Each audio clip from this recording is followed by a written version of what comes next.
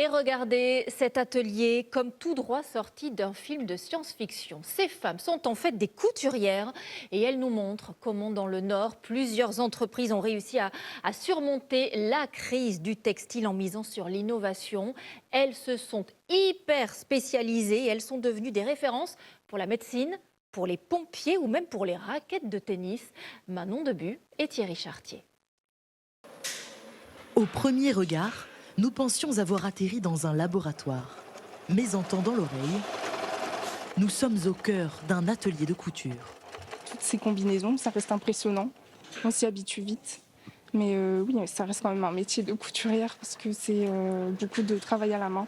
Des précautions chirurgicales pour coudre des implants médicaux destinés à l'intérieur du corps humain. Un tissu technique pour soulager la colonne vertébrale ou réparer les ligaments croisés.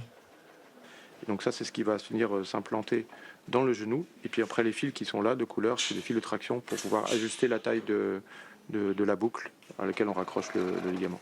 Cette entreprise est un exemple d'usine ayant surmonté la crise textile de la fin du XXe siècle. À l'époque, le Nord voit disparaître des centaines de filatures. Loin du secteur de l'habillement, pour survivre, la filière s'est orientée vers le textile technique. Celui que nous retrouvons aujourd'hui dans les sièges des trains ou les vêtements de pompiers.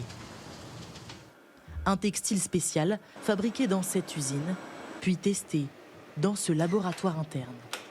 À l'intérieur de la veste de pompier, on a notre non-tissé, qu'on appelle aussi la barrière thermique. On a une membrane de protection et le revêtement extérieur.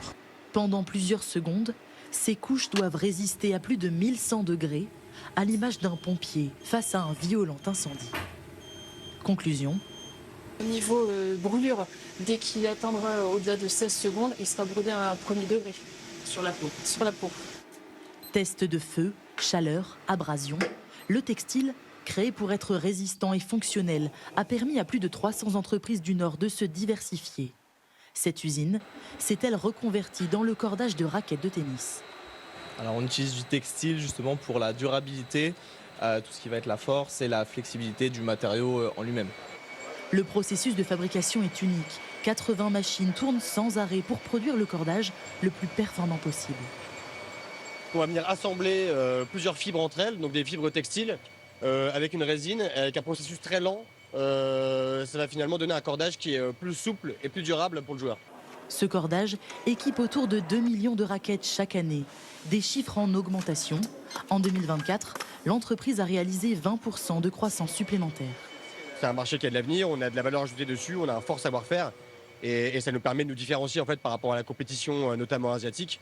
Et donc on est assez serein sur le fait de pouvoir garder ce savoir-faire en France. Un savoir-faire reconnu par les meilleurs joueurs mondiaux qui optent pour ces raquettes en tournoi. Peut-être le secret de leur victoire.